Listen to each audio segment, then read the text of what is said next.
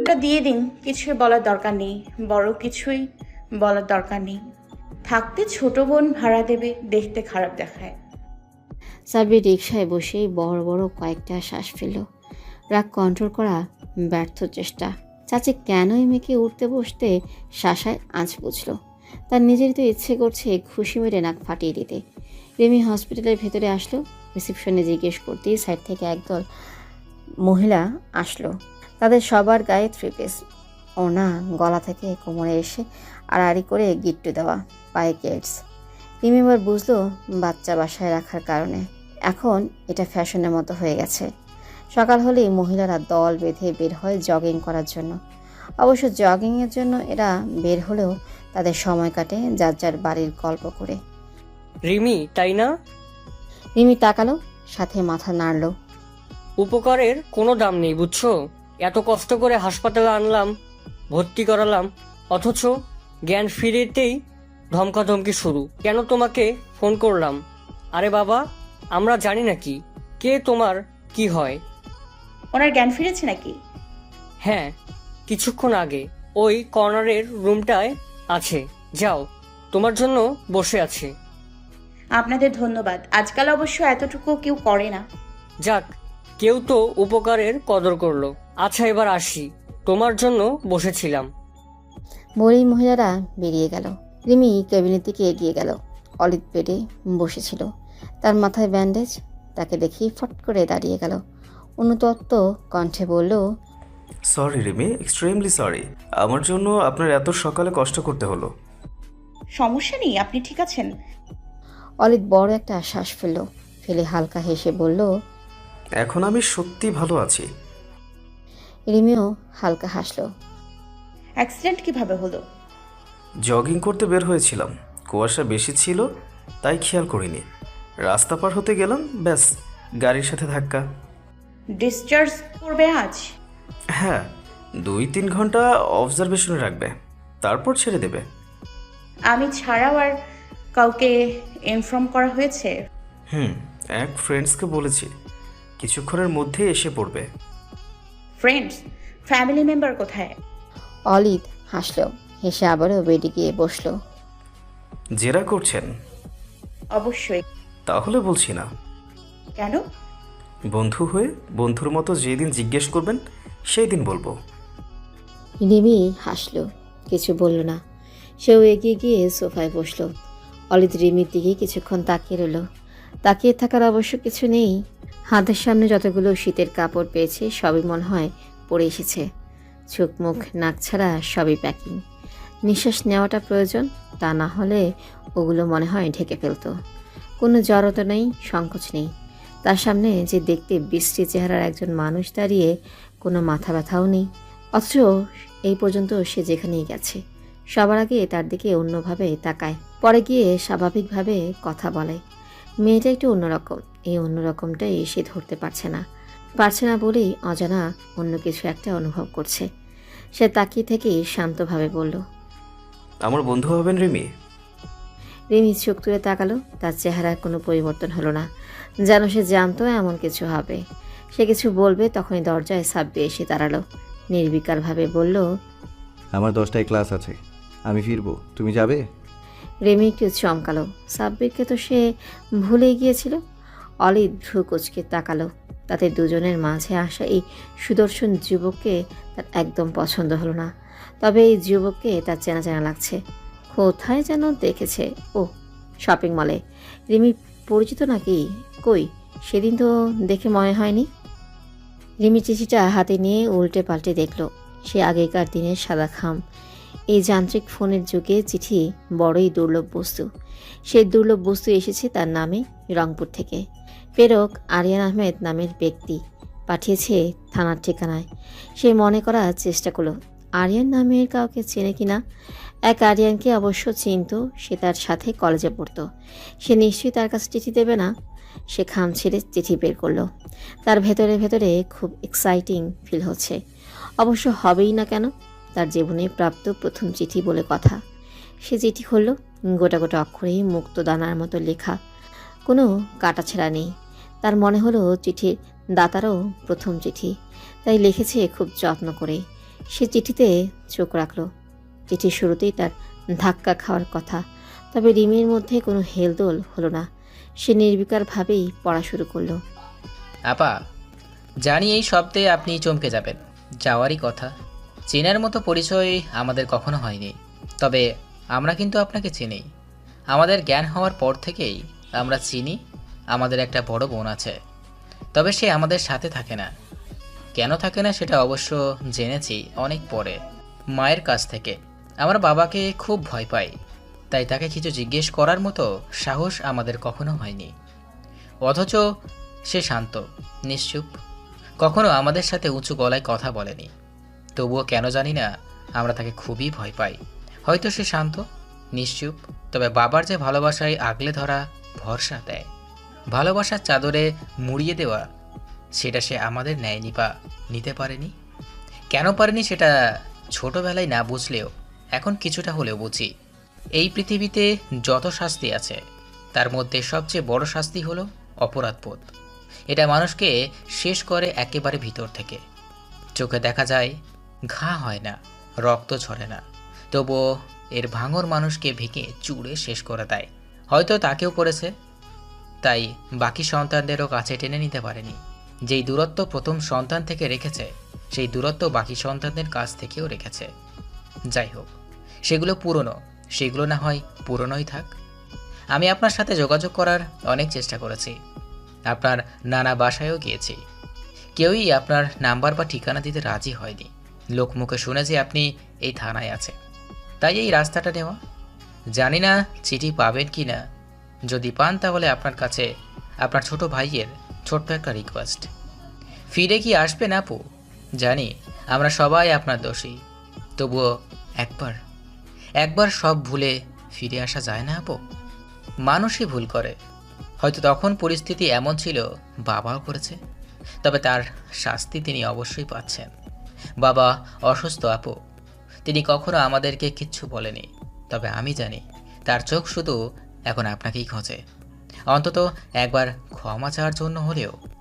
ভালো থাকবেন আপু, আর আমার সবাই আপনার অপেক্ষায় থাকবো, সত্যিই থাকবো। রিমি এক নিঃশ্বাসে চিঠিটা পড়া শেষ করলো। পড়ে বড় একটা শ্বাস ফেলে টুকরো টুকরো করে চিঠিটা ছিঁড়ে দুহাত দিয়ে মুছ দিয়ে বল বানিয়ে ঝুড়িতে ছুঁড়ে মারল। বিশেষ কোনো পরিবর্তন তার মধ্যে লক্ষ্য করা গেল না। সে স্বাভাবিকভাবেই ছট করে উঠে দাঁড়ালো। সামনের নির্বাচন, বিভিন্ন জায়গায় বিভিন্ন সমাবেশ হচ্ছে, আর তাদের কাজের চাপও বেড়েছে, তাকেও বেরোতে হবে। রিমি আজও বাসায় ফিরল বিকেলে। সকাল থেকে এক সমাবেশে ডিউটি ছিল, শেষ হতেই আর কোনো কাজে যায়নি। সারাদিন দাঁড়িয়ে থাকতে থাকতে সে ক্লান্ত, বিধ্বস্ত। সেই বিধ্বস্ত শরীর নিয়েই বাসায় ফিরল। আজ মেইন গেট বাদে সবই বন্ধ। সে অবাক হলো না, এটাই এ বাসার স্বাভাবিক অবস্থা।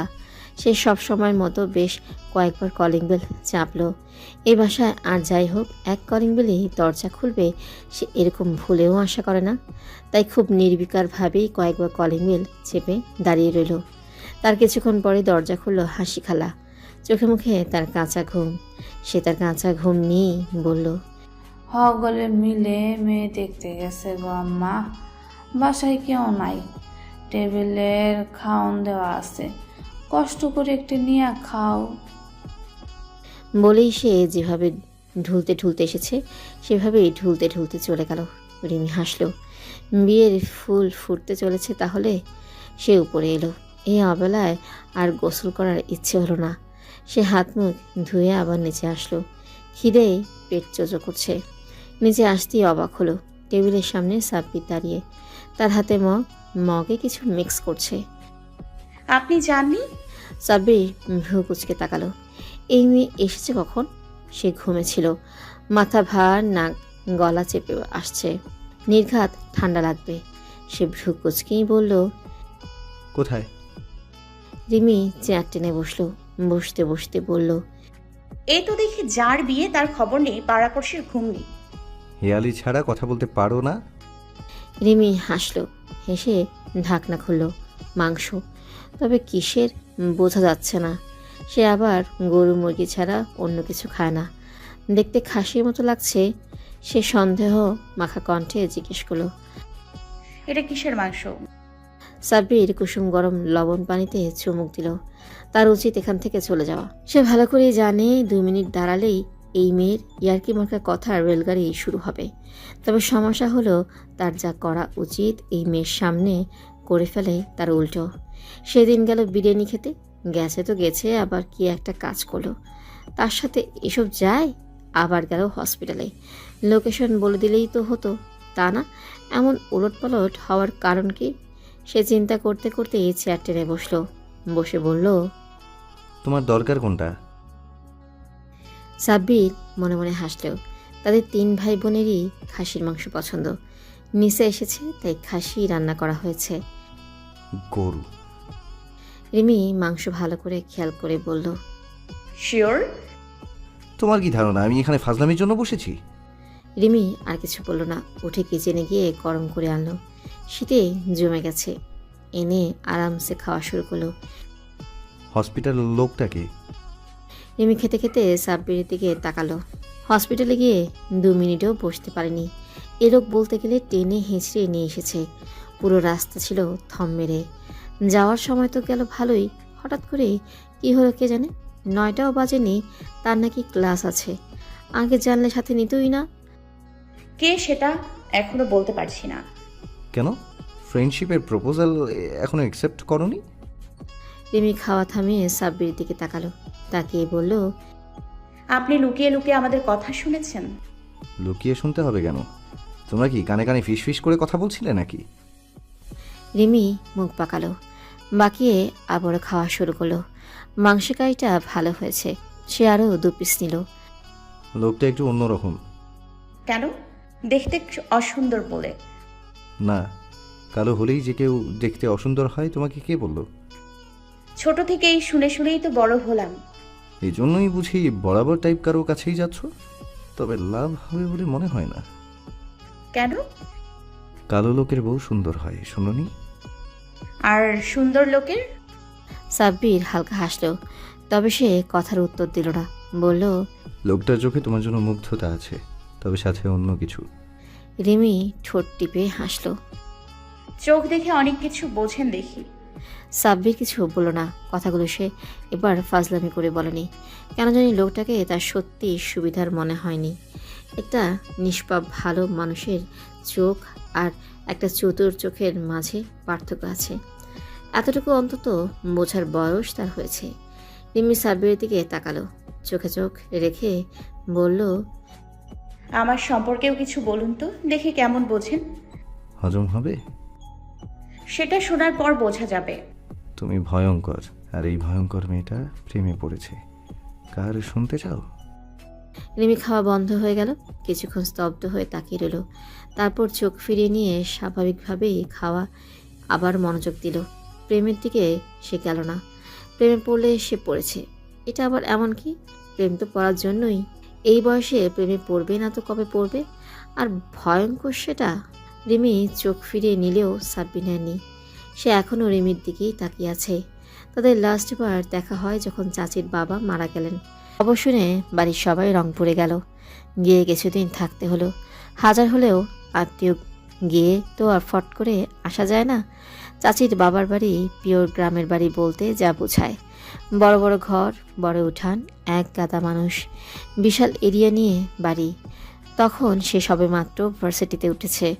আনিকার সাথে বন্ধুত্ব অনেক দিনের হলেও প্রেমটা তখন নতুন। দিন নেই রাত নেই, ফোনে গুটুর গুটুর। সে গুটুর গুটুরের জন্যই চিপাচাপায় চলে যেতে হয়। সেই দিনও কথা বলতে বলতে সে বাড়ির পেছনের সাইডে এসেছে। পেছনের সাইডে দুনিয়ার গাছগাছালি, এক সাইডে পুকুর। দিনের বেলায় অন্ধকার। সে অন্ধকারে কথা বলতে বলতে সে থামল। একটা ঘ্রাণ, খুবই তীক্ষ্ণ, কিসের সে বুঝতে পারল না। ফুল টুল হবে হয়তো, গাছগাছালির তো অভাব নেই। সে আবার এই ব্যাপারে খুবই আনাড়ি। তবুও তার কেন জানি মনে হলো কিছু একটা ঠিক নেই। সে ধীরে ধীরে এগিয়ে গেল। কিছু দূর যেতেই সে থমকে দাঁড়ালো। পুকুরের সাইডে ঝোপের মাঝে হাঁটু মুড়ে রিমি বসে আছে। তার পুরো জামা রক্তে মাখামাখি, তাজা রক্ত।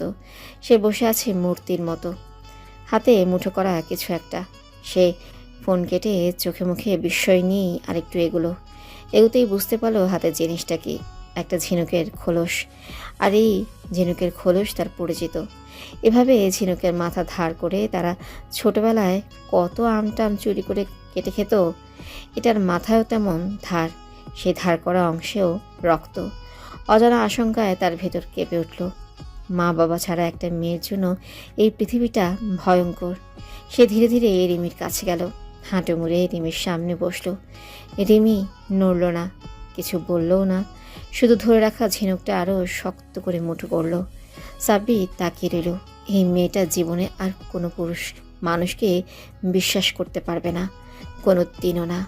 তবু সাব্বির ভরসা মাখা একটা হাত তার মাথায় রাখল, রেখে কোমল সুরে বলল, ভয় নেই, আমি আছি। আমাকে বলো কি হয়েছে। রিমি এবার সাব্বিরের দিকে তাকালো, শীতল শান্ত চোখে, তবে মুখ দিয়ে একটু শব্দ বের করলো না। কিছুক্ষণ তাকিয়ে হাত দিয়ে ঠেলে সাব্বিরের হাত মাথায় থেকে সরালো। তারপর নিশ্চুপ উঠে দাঁড়ালো। স্বাভাবিকভাবে হেঁটে পুকুরের পানিতে নেমে গেল। সাব্বির এতক্ষণে খেয়াল করেনি, এখন করলো। রিমির পরনের ফ্রক হাঁটু পর্যন্ত, নিচের অংশ খালি। তা যতদূর মনে পড়ল, রিমি ঢোলাঢালা ফ্রকের সাথে পায়জামা পরে। সাথে সাথেই তার ভেতরে খামচে উঠল। বিস্ফোরিত চোখে তাকিয়ে রইল। রিমি পুকুর থেকে উঠে এলো স্বাভাবিকভাবেই। তাজা রক্ত পুকুরের পানিতে ধুয়ে মুছে শেষ। সাব্বির চোখ ফিরিয়ে নিল। 11-12 বছরের কিশোরী হলেও বয়সের তুলনায় রিমি বাড়ন্ত। ভেজা কাপড়ে তা স্পষ্ট। অবশ্য রিমির মধ্যে কোনো হেলদোল দেখা গেল না। সে তার সামনে দিয়ে হেঁটে গেল নির্দ্বিধায়। এখনও তার হাতে মুঠো করা সেই ঝিনুক। তখন তার মনে হলো, বাস্তবতা যা মানুষকে শেখায়, বয়স সেখানে সংখ্যা ছাড়া কিছুই না। এই বয়সে এই মেয়েটা যে দুনিয়া দেখছে, সেটা হয়তো সাব্বিরও দেখেনি। সাব্বির বাড়ির ভেতরে আসলো, কাউকে কিছু বলতেই পারল না। তবে বলবেই বা কি, সে নিজেও কিছু বুঝতে পারছে না। সে রিমিকে কয়েকবার খুঁজল। এই মেয়ে বাড়ির ভেতরে এসে গায়েব। এত বড় বাড়িতে কোথায় আছে কে জানে। অবশ্য ঘন্টা দুয়েকের মধ্যে বাড়িতে হইচই পড়ে গেল। চাচির ছোট ভাবির ভাইয়ের অবস্থা খারাপ, সে নাকি হসপিটালে। হঠাৎ করে কি হলো, কেন হলো, কেউ কিছুই বুঝতে পারল না। শুধু চাচির ছোট ভাবি চিৎকার করতে করতে হসপিটালে ছুটে গেলেন। সেই দিনের পরে আর রিমির সাথে তার দেখা হয়নি। চাচির সাথে তার বাবার বাড়ির সম্পর্ক কেমন সে ঠিক জানে না। তবে বলতে গেলে বিয়ের পরে সে বাসায় দরকার ছাড়া কখনো খুব একটা যেতে দেখেনি। না, ওই বাসা থেকে কেউ খুব একটা এসেছে, তাই তাদেরও আর যাওয়া হয়নি। তবে এই ঘটনা সে কখনো ভুলতে পারেনি। না ভুলেছে এই মেয়েটাকে। সে মনে মনে বড় একটা শ্বাস ফেলে বলল, শুনতে চাও না কার? রিমি নির্বিকারভাবে বলল, না। কেন, হজম করতে পারবে না বলে? রিমি একটু থামলো, তবে কিছু বলল না। তখনই কলিং বেল বাজলো। সাব্বিরও উত্তরের আশা করেনি। সে এগিয়ে গেল দরজা খুলতে। বাবা আর চাচা এসেছে। রিমি তাদের দিকে তাকালো, তাকিয়ে হালকা হাসল। মেয়ে দেখতে শুধু মেয়েরাই গেছে নাকি।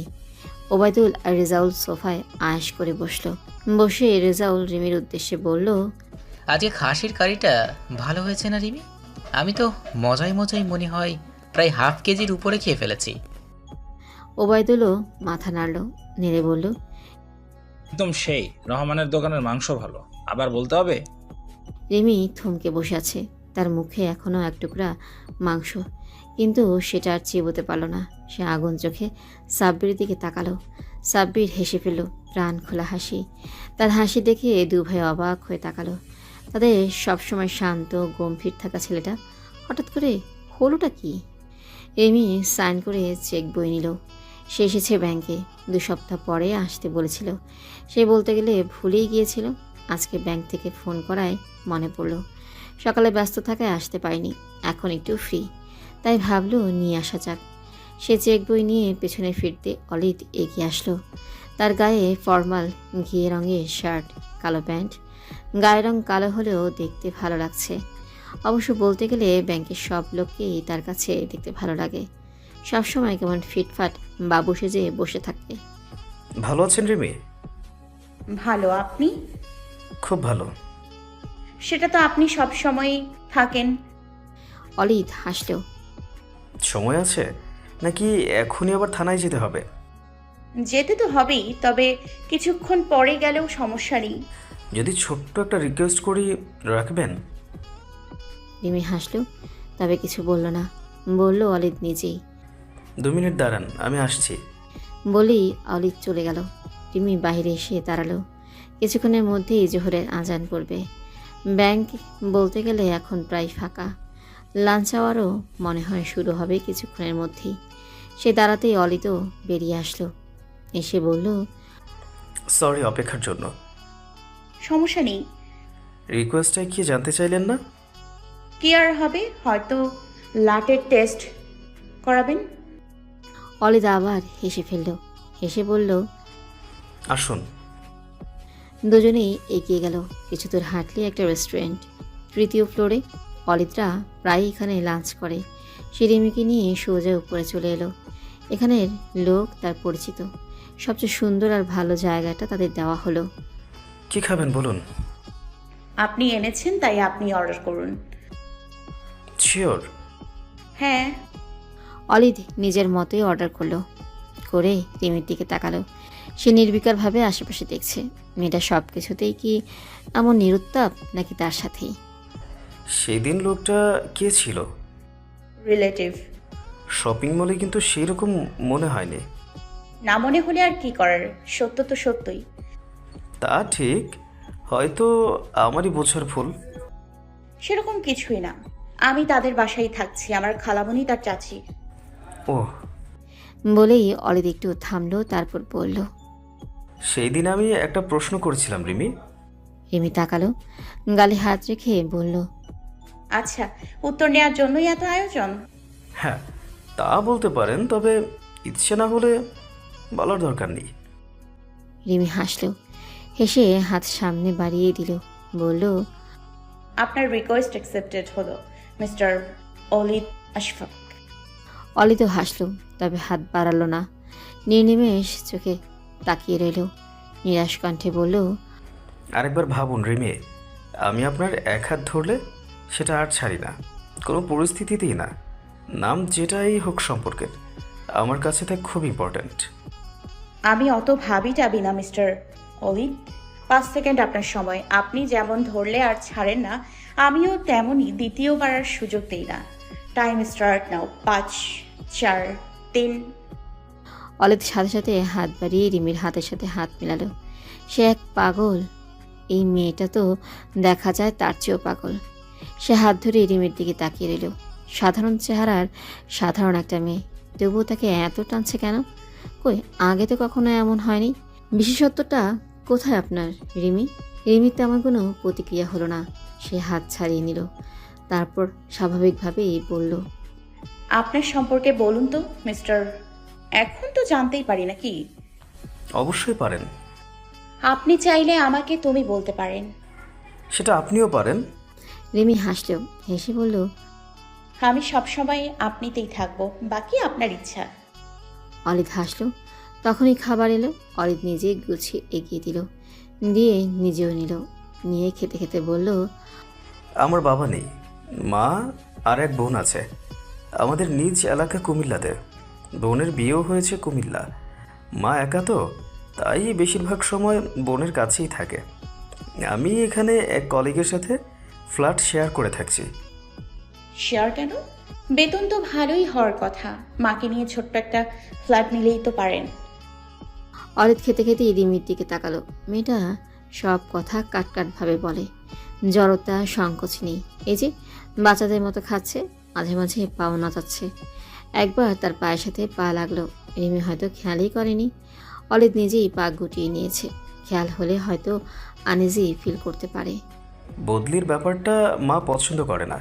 তাছাড়া শেষ বয়সে নিজ এলাকা ছেড়ে অন্য কোথাও থাকতেও চায় না।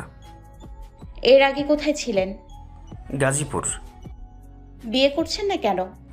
ভাগ্যে নেই তাই। রিমি কৌতূহল চোখে তাকিয়ে বলল, কেন নেই?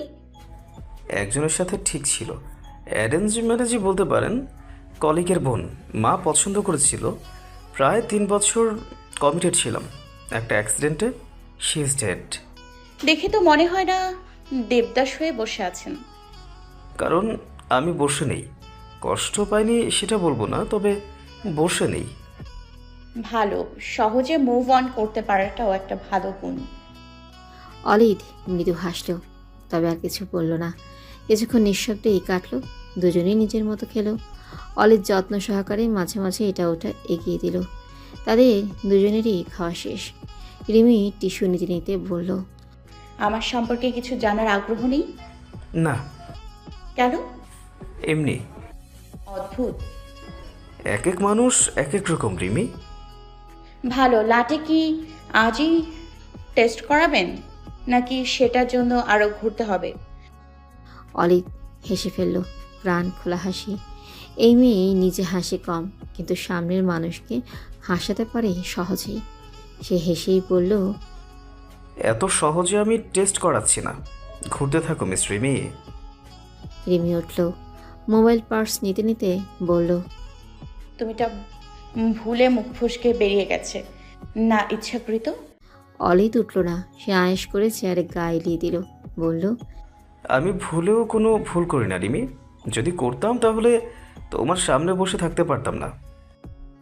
রিমি তাকালো, তার ঠোঁটের কোণেও হাসি, তবে এই কথার বিপরীতে সে কিছুই বলল না। রিমি ছবির সামনে দূরে উল্টিয়ে পাল্টে সব অ্যাঙ্গেলে দেখল, দেখে কোনো কমতি তার নজরে পড়ল না। গুণ তো আর ছবি দেখে বোঝার উপায় নেই, তবে রূপে টইটম্বর। অথচ এই মেয়ে নিয়েই ছোটোখাটো এক যুদ্ধ আজে বাড়িতে হয়ে গেছে। এই মেয়ে সবার মনে ধরেছে শুধু নিসাবাদে। নাক নাকি একটু বাঁকা, কোমরও নাকি একটু বেশি ফোলা, লাজ লজ্জা নেই, পটর পটর নাকি বেশি করে। বিয়ে হলে নাকি দুদিনেই মগজ তো ভালোই তার ভাইয়ের মাথা শুদ্ধ চিবিয়ে খাবে। রিমি তীক্ষ্ণভাবে ছবির দিকে আবারও তাকালো। সামনে ফ্রন্টের ছবি, কোমরের কথা সে কীভাবে বলবে? সে ছবি থেকে চোখ উঠিয়ে ঠোঁট উল্টে পড়ল। আমি তো কোনো কমতি দেখছি না আন্টি, সব তো পারফেক্টই লাগছে। মোহ একগাল হেসে বলল, একদম ঠিক বলেছ রিমি, আমি তো 100-তে 10 দিয়ে বসে আছি। রিমি হাসলো, কিন্তু নিশা খেকিয়ে উঠে বলল, তোমার কাছে তো লাগবেই। নিজের চেহারা পেয়ারা হলে সাদা চামড়া দেখলে সবাইকে তো আঙ্গুরই মনে হবে। মহুয়া চোখ গরম করে নিশার দিকে তাকালো। এই মেয়েটাকে নিয়ে সে কী করবে? কাউকেই ভয় পায় না, চোপা চলে রকেটের গতিতে। শ্বশুরবাড়ি থেকে যে এখনো ধাক্কা দিয়ে বের করেনি, এই অনেক। রিমি ভ্রু বাঁকিয়ে তাকালো, নির্বিকারভাবে বলল, একেবারে সহমত আপু, আমার কাছে আসলে সবই আঙ্গুর। এই যে আপনার দুই ঠোঁট দুই দিকে ভ্যাটকানো, তবু আপনাকে আমার কাছে বিশ্ব সুন্দরী মনে হয়। আর মানতেই হবে সাদা চামড়ার অনেক গুণ, তা না হলে আপনাকে আফ্রিকান বলে যে কেউই অনায়াসেই ধোকা খেয়ে যেত। নিপা হাঁ করে তাকালো। আয়েশা ঠোঁটে ঠোঁট চেপে রিমির দিকে তাকালো। মহুয়া তো অবাক, এই মেয়েও তো কম না। আল্লাহ, আগুন লেগে যাবে এখন। নিশা কিছুক্ষণ থম মেরে বসে রইল। আজ পর্যন্ত তাকে এইভাবে কেউ কিচ্ছু বলেছে বলে মনে পড়ে না। কলেজ ভার্সিটিতে বরং এই ঠোঁট নিয়ে সে গর্ব করত। গর্ব করে বলতো সার্জারি করেও নিশার ঠোঁটের ধারের কাছে কেউ আসতে পারবে না। আর এখন শুনতে হচ্ছে ভ্যাটকানো। তার চোখে মুখে মাথায় আগুন লেগে গেল। এই আগুন নিয়ে সে রিমির দিকে তাকালো। এই মেয়েকে তো সে জ্বালিয়ে ফেলবে, এত বড় সাহস! সে কিছু বলতে যাবে, তখনই সাব্বির সিঁড়ি বেয়ে নামলো। তার চোখ মুখ ফোলা, নাক লাল, গলায় মাফলার পেঁচানো। ঠান্ডা তাকে ভালোভাবেই ধরেছে। সে ছুটি নিয়েছে 2 দিনের। এই অবস্থায় আর যাই হোক পারফেক্টভাবে ক্লাস নেওয়া সম্ভব না। নিপা ছট করে সুন্দরভাবে বসলো। বাবা চাচা বাড়ির 2 মেয়েকে আদরে আদরে বাদর বানালেও ভাইয়া তাদেরকে গণাও ধরে না। 19 থেকে 20 হলে এমন এক থাপ্পড় লাগাবে, তারা তো ভালোই, সাথে দুনিয়াও ঘুরে যাবে। নিপার কপালে অবশ্য কমই এই থাপ্পড় জুটে, তবে নিশা যতবারই বাপের বাড়ি আসে একটা না একটা ঝামেলা লাগিয়ে রাখে, তাই সবসময় 2-1টা তার গালে অনায়াসেই পড়ে। নিশা অবশ্য সেই থাপ্পড়কে গণায়ও ধরে না, তবে কিছুটা হলেও দমে। তবে এবার ভাইয়া রাখবে এমন কিছু মনে হয় না সে করবে। এবার সে এসেছে বিগ মিশন নিয়ে। যে করেই হোক তার ননদকে ভাইয়ার গলায় ঝুলাতে হবে। এমন না সে তার ননদকে চোখে হারায়। বাপের বাড়ির কৃতিত্ব যেন বজায় থাকে, তারই এক ফালতু চেষ্টা। সে যদি তার বাপের বাড়িতে কৃতিত্ব না ফলাতে পারে, তবে তার ননদও সেই বাসায় গিয়ে পারবে না। সিম্পল। সে সুন্দর করে বসে রিমির দিকে ঝুঁকে ফিসফিস করে বলল, বেঁচে গেছো বাছা ধন, তা না হলে আজকে তোমার খবর ছিল। রিমি মুখ পাকালো। বেঁচে যাওয়ার কোনো খুশি তার মধ্যে দেখা গেল না। নিশা চোখে মুখে আগুন নিয়ে হনহন করে চলে গেল। সাব্বির সে চলে যাওয়া দেখলো। এর আবার কি হলো? সে ওইদিকে আর ধ্যান দিল না। সে চোখ মুখ কুঁচকাল। ড্রয়িং রুমে 12টা বাজানো। কুচকেই তার মায়ের উদ্দেশ্যে বলল, হঠাৎ করে একটা মানুষ আসলে কি বলবে বলো তো? অন্তত ড্রয়িং রুমটা তো গুছিয়ে রাখো। মহুয়া দীর্ঘশ্বাস ফেলে মুখ ফুলিয়ে বসে রইল। একটা নমুনা তার পেট থেকেই বের হওয়ার কোনো দরকার ছিল? সাব্বির চোখ মুখ কুচকে রিমিদের বিপরীত সোফায় বসল। আজকে নাদু মামা নেই। আয়াস নুহাসকে নিয়ে কোথায় গেছে কে জানে। তার জায়গায় হাসি খালা ধ্যান মন লাগিয়ে টিভি দেখছে। বাংলা ছবি, পুরানো। শাবানা বুকে বালিশ চেপে কেঁদে কেটে দুনিয়া ভাসিয়ে দিচ্ছে। আর এদিকে যে এত কিছু হচ্ছে, হাসি খালার হুশই নেই। তার সব হুশ জ্ঞান এখনই সেই বালিশে। সাব্বির বিরক্ত মুখে তাকালো। এই বাসায় পারফেক্ট যা বলতে হাসি খালাই বানায়। সে বিরক্ত মুখে বলল, টিভি 2 মিনিটের জন্য রাখো তো খালা, দুনিয়া একটু পরে ভাসলেও চলবে। আমার গলার অবস্থা খারাপ, আমার জন্য যত মশলা টশলা আছে দিয়ে 1 কাপ চা বানিয়ে আনো। খালা ফিরেও তাকালো না, শুধু হাত দিয়ে ইশারা করলো, যার অর্থ গলা ভেসে যাক, আমি বাবা এখন উঠছি না। রিমি ফিক করে হেসে ফেললো। সাব্বির চোখ মুখ কুঁচকে তাকালো। তাকিয়ে তার মেজাজ আরও খারাপ হলো। এই মেয়ের গায়ে কালকেও এই জামা ছিল। নিশ্চয় এসে গোসল তো ভালোই, হাত মুখও ধোয়নি, বসে গেছে আড্ডা দিতে। সে ফুস করে বড় একটা শ্বাস ফেলে নিজেই কিচেনের দিকে এগুলো। তার কপালে যে কি আছে একমাত্র আল্লাহই জানে। রিমি বোতল থেকে চোখে মুখে পানি দিল। বরফ শীতল পানি চোখে মুখে লাগতেই তার শরীর শিরশিরিয়ে উঠল। সে বোতল ফেলে তাড়াতাড়ি পকেট থেকে টিস্যু বের করলো। ইস, এই শীত, এই মরা শীত যে কবে যাবে কে জানে। শীত তার সহ্যই হয় না, একদমই না। সে ঝটপট টিস্যু দিয়ে মুখ মুছে মিথিলা ম্যামের দিকে তাকালো। সে 1 ঠোঙ্গা বাদাম কিনেছে। সেই বাদাম দেয়ালে হেলান দিয়ে মনোযোগ সহকারে খাচ্ছে। বেশ কয়েকবার অবশ্য রিমিকে সেধেছে। রিমি নেয়নি। তার কাছে বাদাম খাওয়া আর ঝামেলা খাওয়া এক কথা। খোসাটা ছাড়াতে কেন জানি তার লাগে দুনিয়ার আলসেমি। কলেজ চলে যেয়ে আবার ধরা বাঁধা নিয়ম। আড্ডায় বসেছেও তো ভালো লাগুক আর নাই লাগুক, গরুর জাবর কাটার মতো বসে বসে চিবুতেই হবে। সে অবশ্য ছোলা টোলার ধারের কাছেও যেত না, ডাইরেক্ট মুখে দিয়ে চিবিয়ে ফেলত। পেশা খতম। বাদাম হজম, তার সাথে খোসার জীবাণুও হজম। সে হাই তুলল। কাল রাতে তার ঘুম হয়নি। বই পড়তে পড়তেই আধা রাত শেষ। তার মধ্যে বের হয়েছে আবার সকালে, যার ফলে এখন 2 চোখ বুজে আসছে। তাই পানি ছিটিয়ে ছিটিয়ে ঘুম তাড়ানোর চেষ্টা করছে। তখনই চারিদিকে উচ্চ শব্দে মাইক বেজে উঠল। রিমি একটু ধাক্কার মতো খেলো। ধুর, আজকে যে শরীর মাথা কান সব শেষ হবে ঠিক বুঝলো। সে বিরক্ত মুখে একবার আশেপাশে তাকালো। তা দাঁড়িয়ে আছে সাব্বির দ্য হ্যান্ডসাম বয়ের ভার্সিটিতে। এই মাঠে আজ বিশাল সমাবেশ। এমপি আসবে, ব্যাপার স্যাপারই আলাদা। ভার্সিটির আশেপাশে পুলিশের মেলা লেগে গেছে। সেই মেলায় সে দাঁড়িয়ে দাঁড়িয়ে ঝিমোচ্ছে। রিমি, চা খাবে? রিমি ফিরে তাকালো। রুমেল ভাই 2 হাতে 2 ওয়ান টাইম কাপ নিয়ে দাঁড়িয়ে আছে। এই বেচারা তাকে ইমপ্রেস করার জন্য অনেক খাটাখাটনি করছে। এ পর্যন্ত এই সাইডে চক্কর দিয়েছে বেশ কয়েকবার, খোঁজ খবরও নিচ্ছে আগ্রহ করে। রিমি মনে মনে হাসল, তবে মুখে কিছু বলল না। স্বাভাবিকভাবেই হাত বাড়িয়ে কাপ নিল। সে আর যাই করুক, চা ফেরানো তার পক্ষে সম্ভব না। সে তৃপ্তি নিয়ে চায় চুমুক দিল, দিয়ে চোখ বন্ধ করে বলল, আহ শান্তি। ঘুমে সকাল থেকে মাথায় এমনি জ্যাম হয়ে আছে।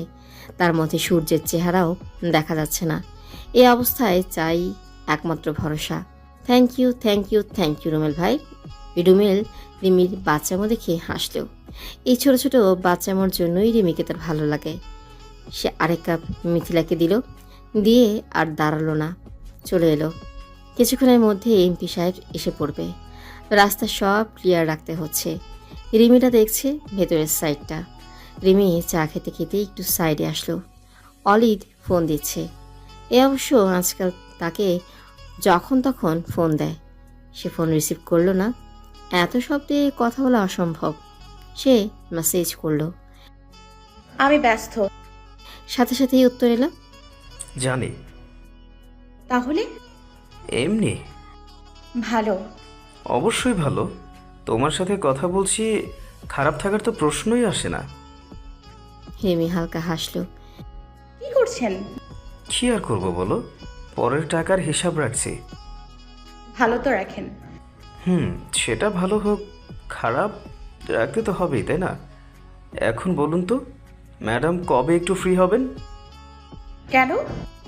এই ব্যস্ততায় বোর হচ্ছি। হ্যাঁ, একটু স্বস্তির নিঃশ্বাস নিতে ইচ্ছে করছে। আমার কারণে তা বন্ধ হয়ে আছে নাকি? যদি বলি হ্যাঁ। আপনার হাবভাব তো ভালো না মিস্টার অলিভ। আমি ধন্য, এত সহজেই যে তুমি বুঝতে পারছো। রিমি আবারও হাসলো। হেসে আবার কিছু লিখতে যাবে, তখনই তার মনে হলো তার পেছনে কেউ আছে। সে ফট করে পেছনে ফিরল। শটান হয়ে সাব্বির দাঁড়িয়ে আছে, দুহাত পকেটে, গায়ে সাদা শার্ট, তার উপরে ডার্ক চকলেট নেহারু জ্যাকেট। রিমির মনে হলো এই লোক রং প্রফেশনে এসে পড়েছে। এর উচিত ছিল সিনেমার নায়ক হওয়া। রিমির সাথে সাথেই ঘোর লেগে গেল। এই চকলেট বয়কে তার কচকচ করে খেয়ে ফেলতে ইচ্ছে হলো। ইস, চকি চকি বয়। সাব্বির রিমির মুখের সামনে তুড়ি বাজালো। সাথে সাথেই রিমির ঘোর কেটে গেল। সে মুখ গোজ করে দাঁড়ালো। এই বান্দা তাকে শান্তি দেবে না। তখনই তার মোবাইলে আবার মেসেজ আসলো।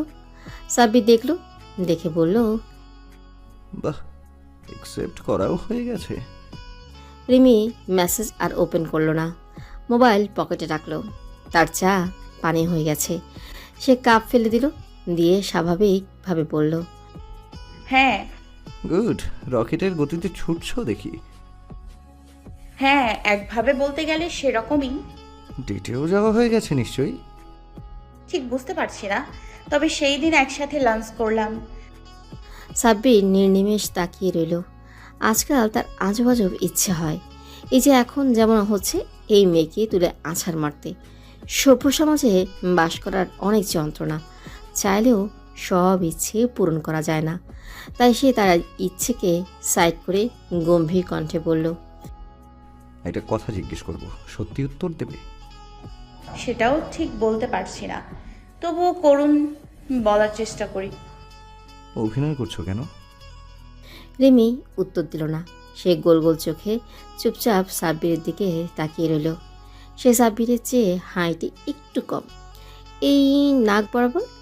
আর একটু কম হলে ভালো হতো, গলা ধরে ঝুলে পড়া যেত। ইস, মিস হয়ে গেল রে। সাব্বির এবার সত্যি বিরক্ত হলো। এই মেয়েকে জিজ্ঞেস করলো কি, আর এই মেয়ে করছে কি? সে আর দাঁড়ালো না। সত্য তো ভালোই, এই মেয়ে তাকে মিথ্যেও কিছু বলবে বলে মনে হয় না। সে চলে যেতে নিল, তখনই মিথিলা আসলো। সে মাথায় এপাশ ওপাশ করে দুজনের দিকে তাকালো, ভ্রুকুচকে বলল, কোনো সমস্যা রিমি? না ম্যাডাম। এটা কে? একে কোথায় যেন দেখেছি। আপনি কোথায় দেখেছেন আমি কিভাবে বলবো ম্যাডাম? সাব্বির ঠোঁটে ঠোঁট চেপে রিমির দিকে তাকালো। রিমি দেখেও দেখলো না। মিথিলা এবার সাব্বিরের দিকে তাকালো, পা থেকে মাথা পর্যন্ত দেখলো। কোথায় দেখেছে সে মনে করতে পারলো না। প্রতিদিন এত এত মানুষ দেখে, কতজনকে আর মনে রাখবে? সাব্বির হাত উঠিয়ে ঘড়ি দেখলো। তার স্টেজের ওখানে যাওয়া দরকার। এসব সমাবেশে তার আগ্রহ কম, তবে নিজেদের ভার্সিটি ইচ্ছে না থাকলেও থাকতে হয়। সে মিথিলার দিকে তাকিয়ে বলল, আমাকে যেতে হবে। বলেই সাইড কাটতে চাইল। মিথিলা দিলে তো। সে ফট করে আবার সামনে দাঁড়ালো, দাঁড়িয়ে বলল, ওহু, এভাবে তো যাওয়া যাবে না। আপনাকে আমার সন্দেহ হচ্ছে, এর আগেও কোথাও দেখেছি, তবে মনে পড়ছে না। তবে 100% গ্যারান্টি দিয়ে বলতে পারি, নিশ্চয়ই কোনো কেস টেস খেয়েছিল, মেয়ে ঘটিত ব্যাপার। হ্যাঁ, এমনই হবে। আজকাল দেখতে নায়কের মতো সুদর্শন ছেলেরা এসবই করে বেড়ায়। প্রথমে লুক, মিষ্টি মিষ্টি কথা, পরে ব্ল্যাকমেল করে টাকা। এত ফ্যাশন আসে কোথা থেকে? হ্যাঁ, জানি জানি, আমি সব জানি। সাব্বির দীর্ঘশ্বাস ফেলে রিমির দিকে আবার তাকালো। রিমি মুখ পাকালো, মনে মনে বলল, সেই দিন চিনেছিলেন, আজ রিমিও চিনবে না। একদম না। সাব্বির তাতে দাঁত চাপলো, চেপে বলল, আমি এই ভার্সিটিরই টিচার। আর এই যে দেখতে মাসুম টাইপের চেহারার মেয়েটাকে দেখছেন, এ আমার হবু শাশুড়ির বাবা মায়ের ছোট মেয়ের ভাগ্নি। মিথিলা ভেবাচাকা খেয়ে গেল। বোকার মতো চেহারা করে হাঁ করে বলল, হ্যাঁ। জি, বিশ্বাস না হলে ওকে জিজ্ঞেস করুন। বলেই সাব্বির আর দাঁড়ালো না। সে তার 2 হাত পকেটে পুরে ভাব নিয়ে হেঁটে গেল, যেন ভার্সিটির মাঠ না রেড কার্পেট। চারিদিকে লাইট, ক্যামেরা পটাপট ক্লিক হচ্ছে। রিমি মুগ্ধ চোখে সেই যাওয়া দেখল। ইস! মিথিলা রিমির দিকে তাকিয়ে বলল, কি বললো? কিছুই তো বুঝলাম না। তোমার পরিচিত নাকি? রিমি দ্রুত বেগে মাথা নাড়ল, নাড়তে নাড়তে বলল, একদম না ম্যাডাম। সে কি? বলে তো গেল তার শাশুড়ির নাকি কি হও। রিমি ঠোঁট টিপে হাসল, তবে কিছু বলল না। কিন্তু হাই স্পিডে মাথা না বোধক ঠিকই নাড়ালো। আল্লাহ, বোকা বানিয়ে গেল নাকি? আর তুমিও মেয়ে, চুপচাপ দাঁড়িয়ে আছো। মানছি নতুন, তাই বলে এত গাধা হলে চলে? এখন আসো দেখি এই বান্দর মার্কা ছেলে কোন দিকে গেল। মিথিলাকে চুনা লাগলো। তোর কলেজা টেনে বের করে কুচি কুচি করে ভাজি না করি তো আমি মিথিলা না। তারা দুজনে এগিয়ে গেল। বেশি অবশ্য খুঁজতে হলো না। স্টেজের সামনে এসেই তাকে দেখা গেল একদল লোকের মাঝে দাঁড়ানো, হেসে সে কথা বলছে। এত ভিড় ঠেলে ওখানে পৌঁছালো সম্ভব না, তাই তারা সেখানেই দাঁড়ালো।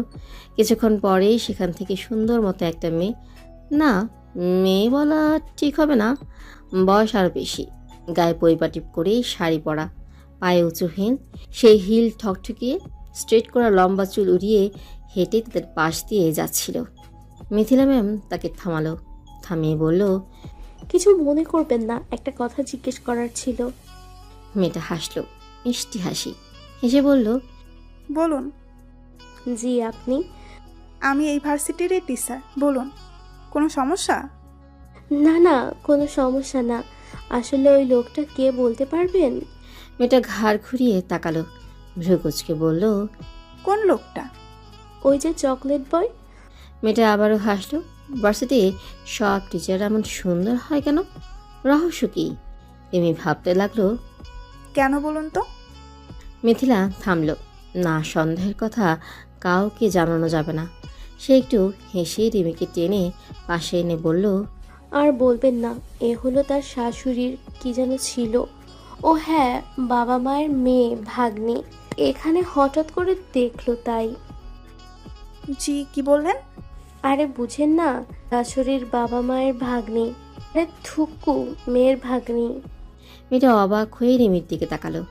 রিমি অপ্রস্তুত হয়ে গেল, মনে মনে বলল, তোর এ আবার কোন ঝামেলা? সেদিকে তাকিয়েই কোনো রকম বলল, সাব্বির ভাই এই ভার্সিটিরই টিচার।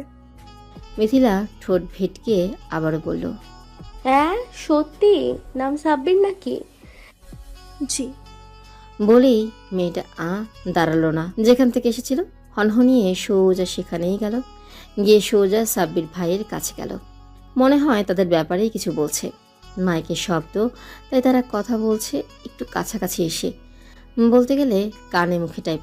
রিমির ভেতর কেন জানি জ্বলে গেল। এই স্টেজ, এই মাঠ, এই ভার্সিটি সব তার গুলি করে ঝাঁঝরা করে দিতে ইচ্ছা করলো। তখনই সাব্বির তাকালো সোজা রিমির দিকে, তার ঠোঁটের কোণে হাসি। আয়শা স্কুল থেকে ফিরে অবাক হলো। ড্রয়িং রুমে আশিক বসে আছে। আশিক তার বড় ভাইয়ের বড় ছেলে। কোনো ভাইয়ের সাথেই তার খুব একটা ভালো সম্পর্ক নেই, এমন আজ ঝগড়া বিবাদ ব্যাস নেই। সেই সুবাদে কোনো ভাইজি ভাতিজাদের সাথেও নেই। তবে সে বাড়ির প্রথম সন্তান, তখন তার বিয়ে হয়নি। এই ছেলেটা বলতে গেলে কম বেশি সবারই স্নেহ পেয়েছে, এমনকি আয়েশারও। তবে সেটা সময়ের সাথে সাথে ফিকে হয়ে গেছে। আয়েশা তার স্বভাব সুলভ নির্বিকারভাবেই ভেতরে আসলো। এতদিন পরে ভাতিজা এসেছে, সেরকম কোনো উত্তেজনা তার মধ্যে দেখা গেল না। তবে নিপা একগাল হেসে গদগদ হয়ে বলল, এই তো চাচি এসে গেছে, বললাম না এক্ষুনি এসে পড়বে। সে আশিক এসেছে পর থেকে আছে দৌড়ের উপর। কখনো এটা কখনো ওটা এগিয়ে দিচ্ছে। কেন দিচ্ছে, কেন ব্যস্ত হচ্ছে সে নিজেও জানে না। তবে তার আগ্রহ দেখে যে কেউ ভাববে আশিক তার পূর্ব পরিচিত। ভাবও আছে গলায় গলায়। আসলে সেরকম কিছুই নেই। আশিককে সে দেখেছি আজ প্রথম। আয়েশাকে দেখে আশিক হালকা হাসল, হেসে উঠে দাঁড়ালো। দাঁড়াতে দাঁড়াতে একবার নিপার দিকে তাকালো। সে এই পাগল মেয়ের হাবভাব কিছুই বুঝতে পারছে না। এসেছে পর থেকে চুম্বকের মতোই লেগে আছে। একটু পরপর এটা সেটা খাবার আনছে, না খাওয়া অবধি হাঁ করে তার সামনে বসে থাকছে। শুধু যে এই মেয়ের তা না, বলতে গেলে কারোরই হাবভাব সে বুঝতে পারছে না। সে যখন এলো দরজা খুললো এই বাড়ির কাজের খালা। চোখ মুখ একেবারেই অন্ধকার। এই অন্ধকার সে কলিং বেল দেয়ায় নাকি অন্য কোনো কারণে সে বুঝতে পারল না। তারপর এলো আয়াস। সে স্কুল থেকে আসলো কিছুক্ষণ আগে। সে হেসেই কাছে ডাকলো। হাজার হলেও ভাই, না থাক তেমন গলায় গলায় ভাব, তবু তো ভাই। আয়াসও আগ্রহ নিয়েই এগিয়ে এলো, কিন্তু আসতেই কোথা থেকে এক পিচ্ছি হঠাৎ করে তার গলা ধরে ছুলে পড়ল। এমন পড়া পড়লো দম আটকে মরে যাওয়ার জোগাড়। সে তড়িঘড়ি করে এক প্রকার ছুঁড়ে ফেলেছে। ছুঁড়ে ফেলতেই এক লোক বলতে গেলে উড়ে আসলো, ছুমন্ত্র করে কোলে নিয়ে এমনভাবে তাকালো। আল্লাহ, সে আরেকটু হলে হার্টেটা কি করতো। হাত মুখ ধপ ধপে ফর্সা, তার মধ্যে চুল দাড়ি ভ্রু সব কিছু কুচকুচে কালো। কোন আজবের বাড়ি এটা, সে তো কিছুই বুঝতে পারছে না। ভালো আছেন ফুপু? ভালো, বসো। বলে আয়েশা বসলো।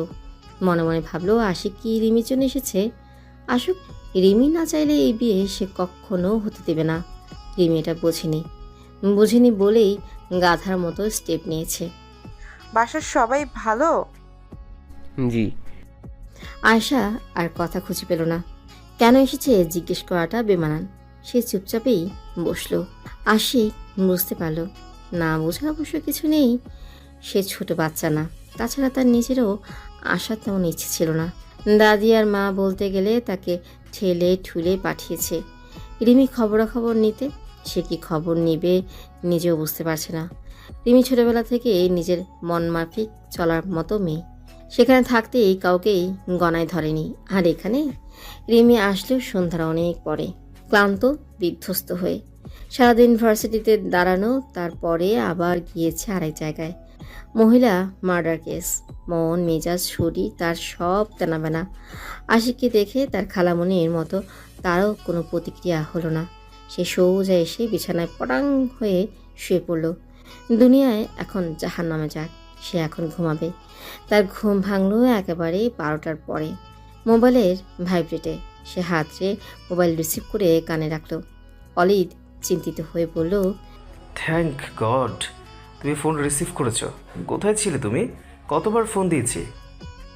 রিমি চোখ মুখ কুঁচকে মাথা তুলল। কোথায় আছে সে? কিছুক্ষণ বুঝতে পারল না।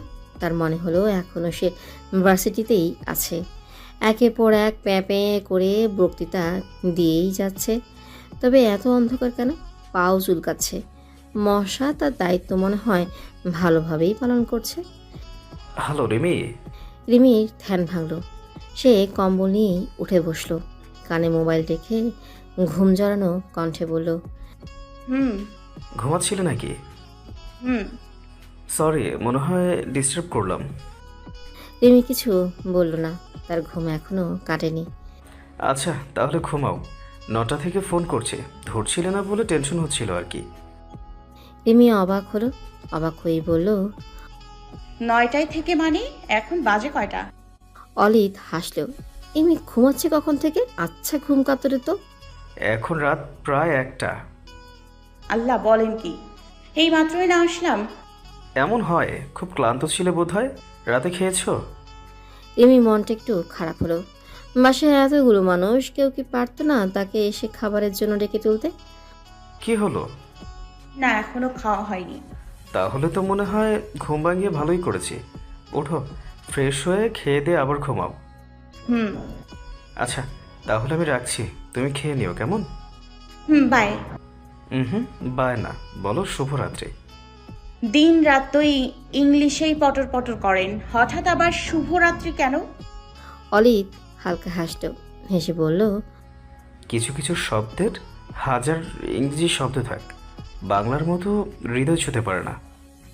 আচ্ছা, যেমন আমি তোমাকে ভালোবাসি বলতে যে আবেগটা কাজ করে, আই লাভ ইউতে সেটা কাজ করে না। আই লাভ ইউটা যান্ত্রিক মনে হয়, কিন্তু ভালোবাসি সেটা স্বর্গীয়, সেই অনুভূতির কোনো ভাষা নেই। আমি তো ভেবেছি শুধু কফি নিয়েই পিএইচডি করেছেন, এখন তো মনে হচ্ছে ভাষা নিয়েও। অলিদ হো হো করে হেসে ফেলল। এই মেয়েটা এত হাসাতে পারে। সে এই কয়দিনে যত হেসেছে তার পুরো জীবনেও মনে হয় এত হাসিনি। রিমি শুভরাত্রি বলেই ফোনটা রাখলো, রেখে অবাক হলো। তার মোবাইলে অসংখ্য মিস কল, শুধু অলিদের না, বাড়ির সবার। তার মন নিমিষেই ভালো হয়ে গেল। সে দরজা লক করে ঘুমিয়েছিল, তাই হয়তো সবাই ফোনের উপর ফোন দিয়েছে, আর সেই উপর হয়ে পড়ে পড়ে নাক ডেকে ঘুমিয়েছে। ধুর বলেই সে ছট করে উঠে দাঁড়ালো। শীতে কাঁপতে কাঁপতে রুমের বাতি জ্বালালো।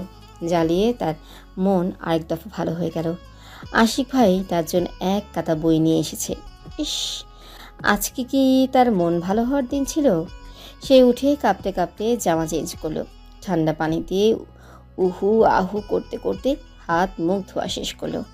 বের হয়ে মাথায় টুপি, পায়ে মোজা, গায়ে চাদর জড়ালো, সাথে বিড়বিড় করে বলল, শীত শীত রে।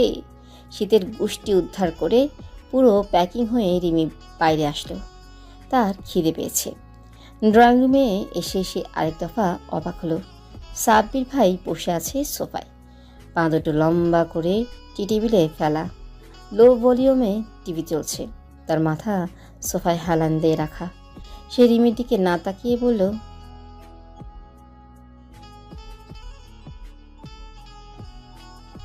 রিমি হাসলো, কিচ্ছু বলল না।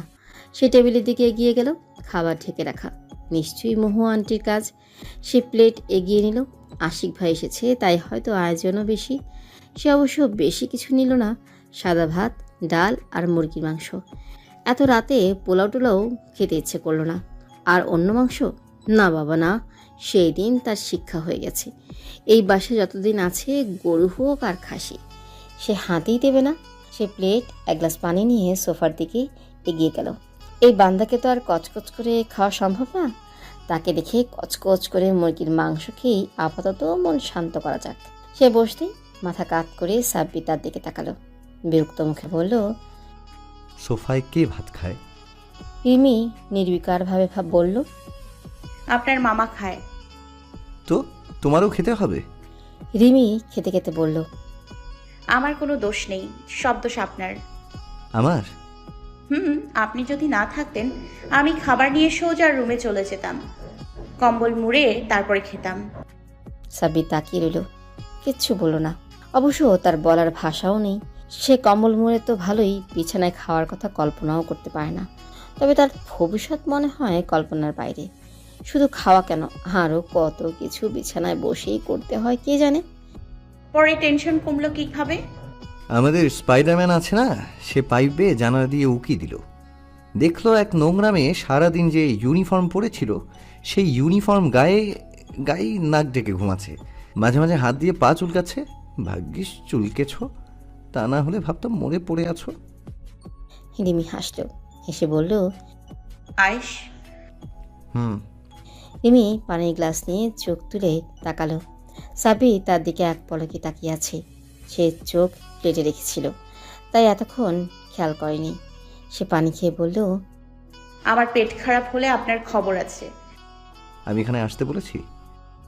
আমি আপনাকে ড্রয়িং রুমে বসতে বলেছি? তোমার বলতে হবে কেন? তাহলে বসে আছেন কেন? সাব্বির হেসে ফেলল। কথার পিঠে কথা সাজাতে এর সাথে আর কেউ পারবে না। সে হেসেই বলল, ভালোভাবে হাত মুখ ধুয়েছ?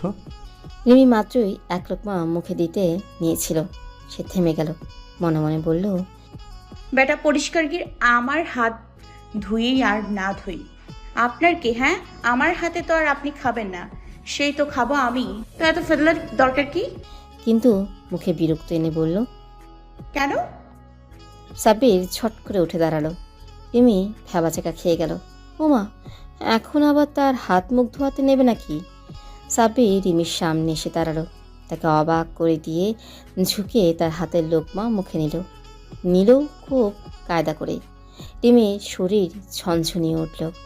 এই শীতের মাঝেও গরমে তার কান দিয়ে ধোঁয়া ছুটে গেল। সাব্বির অবশ্য নির্বিকার।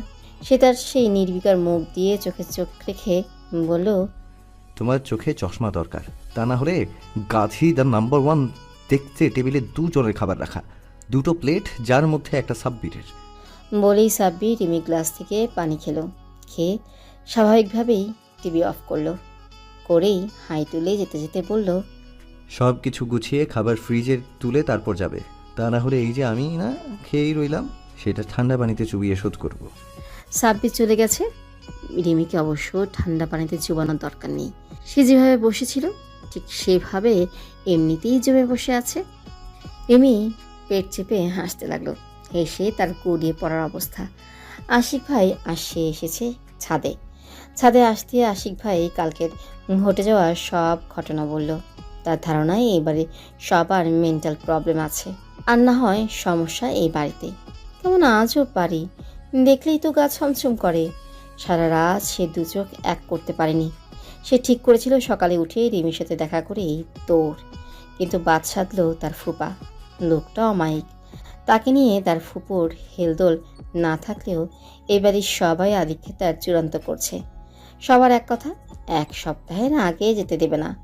আবার কবে নাকি আয়াসের জন্মদিন, সেটাও খেয়ে যেতে হবে। আরে জ্বালা, তার তো একদিনই কাটাতে ইচ্ছে করছে না। এতদিন থাকবে কিভাবে? তাছাড়া যে বাড়ি, যে টাইপের মানুষজন, যান নিয়ে সে ফিরতে পারবে কি না তারও কিন সন্দেহ আছে।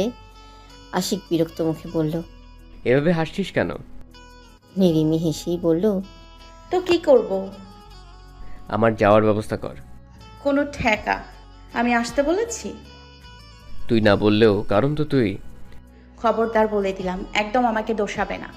মায়ের সামনে তোতলাতে জিহ্বা খসে পড়ে, আর আমার সামনে এসে যত ঢং।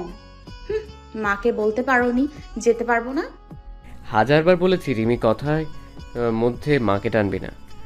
রিমি ভেঙিয়ে বলল, মাকে টানবি না, এসছে আমার মায়ের চঞ্চা। বড় ভাই বলে তো জীবনেও মান করলি না, অন্তত বয়সের সম্মানটুকু তো দিতেই পারিস। রিমি ভেঙচি কাটল। এসছে আমার বড় ভাই।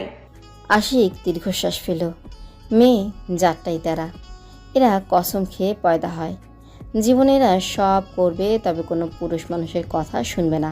তখনই নিপ আসলো, লজ্জায় গড়াগড়ি খেতে।